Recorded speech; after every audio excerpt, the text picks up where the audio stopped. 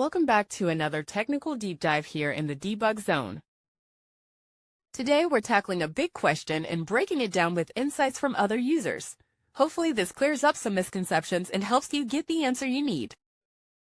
So buckle up, stay a little curious, and let's jump right in.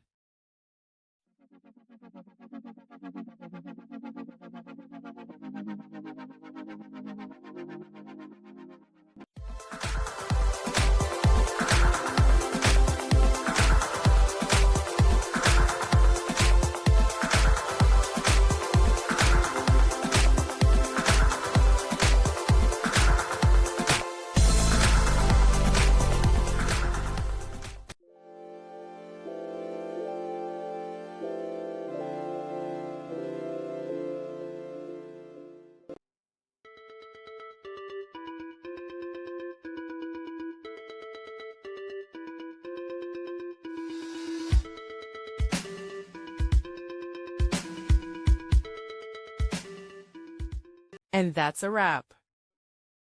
I hope you found the answer you were looking for. If you did, take a second to hit that subscribe button. It really helps out. And let me know in the comments which solution worked best for you. See you next time in the debug zone.